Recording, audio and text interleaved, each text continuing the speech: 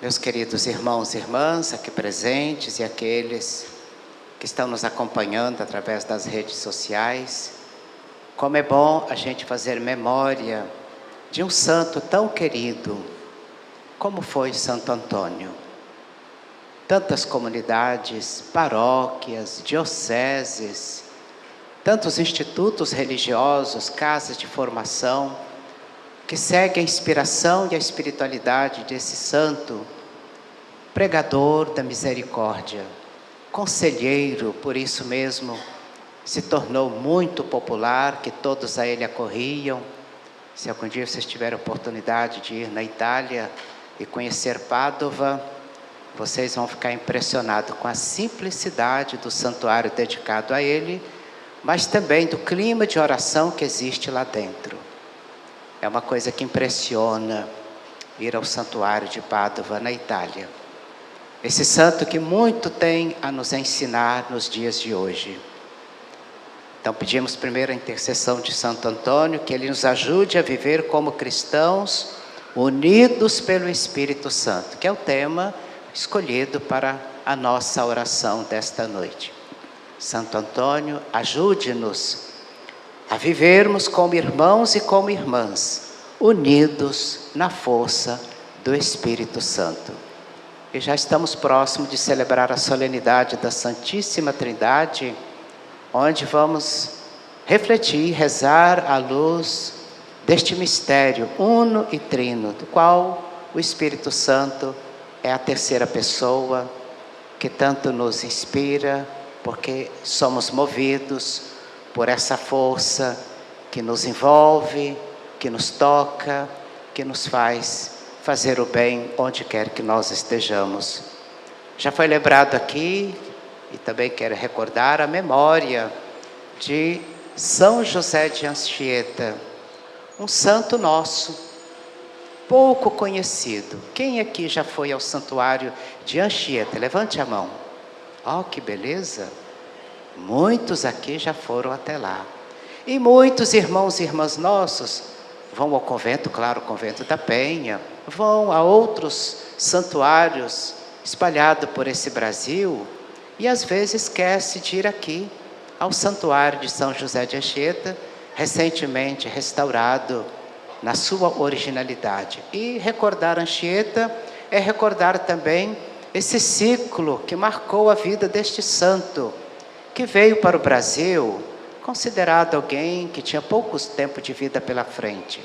E aqui, quantas obras! Em pouco tempo, diz os historiadores, que em 6 meses, São José de Anchieta já falava a língua tupi-guarani. Em pouco tempo, ele marcou o nosso estado. A gente indo a Anchieta, depois vocês vão ali em Viana, Araçatiba, um grande templo, por onde ele também marcou a sua evangelização. No centro de Vitória, antigo Igreja de São Tiago, hoje Palácio Anchieta. Andando um pouquinho mais, em Carapina, uma igreja dedicada a São João Batista, poucos de nós conhecemos.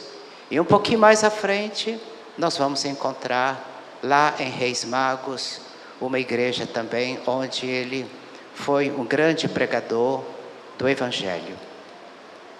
Teve a sua vida encerrada aqui entre nós, por isso o Papa Francisco, logo no começo do seu pontificado, o canonizou através de um decreto, lembrando este santo importante para a nossa piedade popular, apóstolo do Brasil.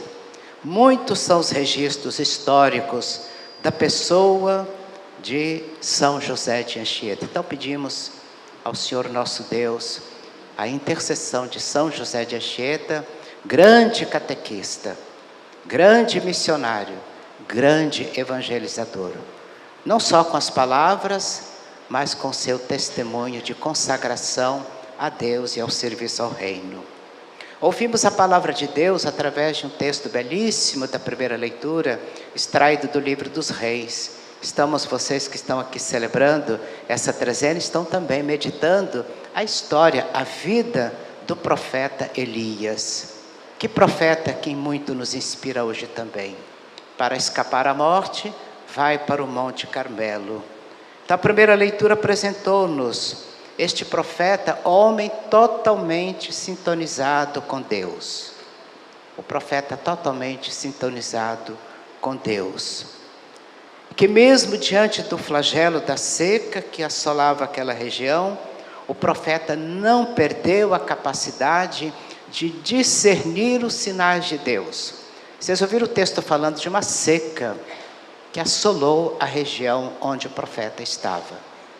E de repente o profeta vê uma nuvem que vem para irrigar a terra, para torná-la fecunda, como nós ouvimos no texto, um pouquinho mais longo da liturgia de hoje. O profeta ele se mostra como homem de Deus, homem de oração, e uma terceira qualidade, homem de esperança. 3 virtudes fundamentais que não pode faltar na nossa vida. Diante de certas situações embaraçosas, conflituosas, nós precisamos rezar para ter de Deus o discernimento necessário para compreender o que é que Deus está querendo de cada um de nós.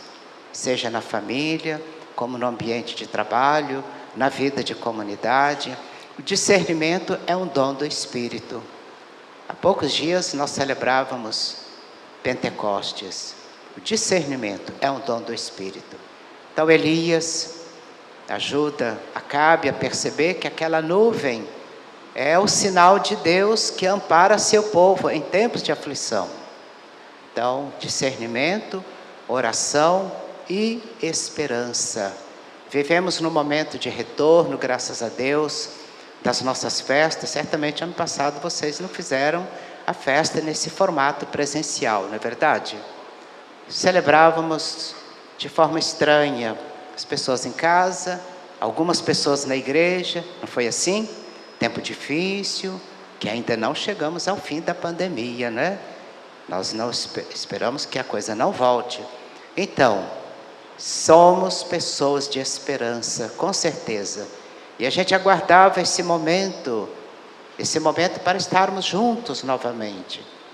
Então, na pandemia, nós fomos percebendo que Deus tinha um recado para nós. Um dia eu escutei uma homilia de um bispo que dizia o seguinte: a pandemia foi o estaleiro para muitos de nós.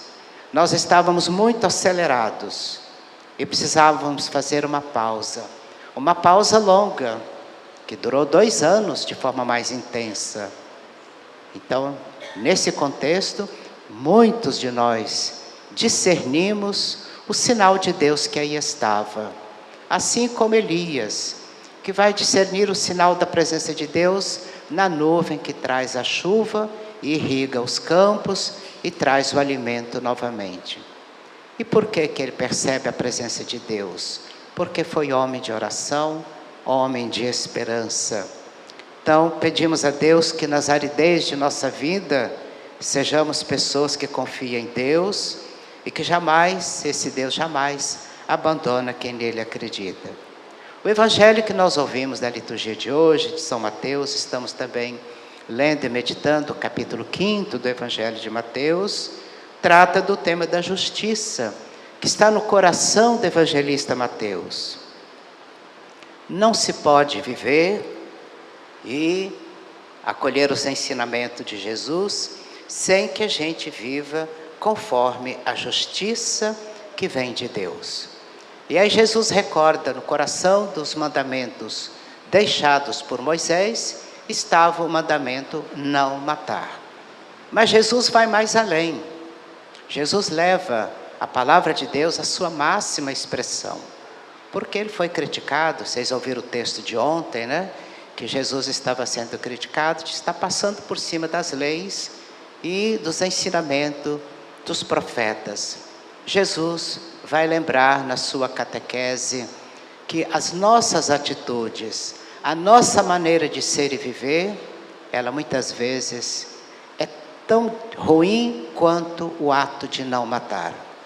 Então o evangelho de hoje é um alerta para todos nós, para com as nossas atitudes, uns para com os outros, para que a gente tenha esse cuidado no trato e no relacionamento uns com os outros. Enfim, sejamos homens e mulheres da ternura e da misericórdia, vivendo conforme os ensinamentos que o Senhor nos deixou, a exemplo de Santo Antônio, homem da ternura e da misericórdia, que com certeza colocou a prática da justiça acima de tudo. Que o Senhor nos ajude para que, celebrando esses dias em honra a Santo Antônio e hoje na memória de São José de Anchieta, contemos sempre com a graça e a proteção de Deus através daqueles que alcançaram a glória dos altares.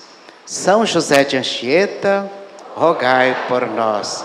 Santo Antônio, rogai por nós.